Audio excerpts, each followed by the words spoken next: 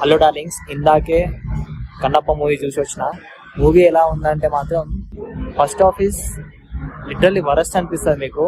Second half good అనిపిస్తుంది. ఎందుకంటే second హాఫ్లో మన విష్ణు గారి యాక్టింగ్ మాత్రం చాలా బాగుంటుంది, నాకైతే నచ్చింది. లాస్ట్ మన కన్నప్ప స్టోరీ అందరికీ తెలిసిందే, బట్ లాస్ట్లో ఆ ఏదైతే కళ్ళు తీసేస్తారో ఆ సీన్ దగ్గర ఆ సాడ్ యాక్టింగ్ అనేది చాలా బాగా చేసిండు. బాధగా ఇన్నోసెంట్ యాక్టింగ్ అనేది చాలా బాగా చేసిండు. అదైతే మస్తు నచ్చింది నాకు.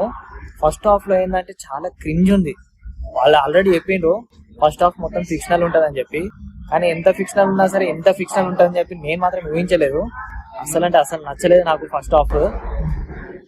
ఫస్ట్ హాఫ్ అయిపోగానే వెళ్ళిపోబుద్ది అయింది.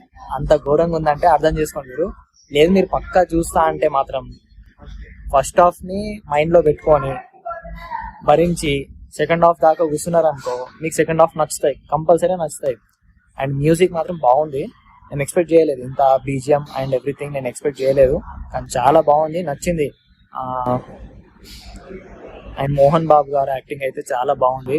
అదే చెప్తున్నా, సెకండ్ హాఫ్ క్లైమాక్స్ లో అంటే లైక్ సెకండ్ హాఫ్ లో ప్రభాస్ వస్తాడు కదా, అదే 10-15 minutes తర్వాత ఆల్రెడీ చెప్పింది కదా. సో ప్రభాస్ వచ్చిన దగ్గర నుంచి స్క్రీన్ ప్లే అనేది చాలా రేసీగా అయిపోతుంది ఒకటేసారి. సో మనకు నచ్చుతుంది. ఫస్ట్ హాఫ్ లో ఏంటంటే CGI బాగుండదు. మళ్ళీ CGI సీన్స్ దగ్గర ప్రతి ఒక్క దగ్గర కింద CGI అని పడుతుంది. అదైతే అసలు నాకు చాలా ఇరిటేషన్. అసలు అట్లుంటే అదొకటి బాగాలేదు. మ్యూజిక్ చాలా బాగుంది, బీజిఎం చాలా బాగుంది. సెకండ్ హాఫ్ లో విష్ణు పర్ఫార్మెన్స్ కరెక్ట్ గా చూపెట్టిండు.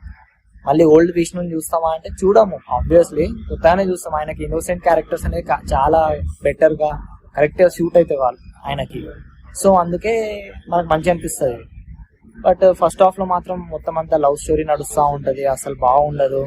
అండ్ ఆ విలన్ గారి దగ్గర లిటరల్ ఒక సీన్ ఉంటది, మన ఖైదీ నంబర్ 150లో మన చిరంజీవి గారి ఖైదీ నంబర్ 150 ఉంది కదా, దాంట్లో ఇట్లా మొత్తం అందరు పడిపోయి ఉంటే దాని మీద ఎక్కి కూర్చొని ఇట్లా పెడతాడు కదా.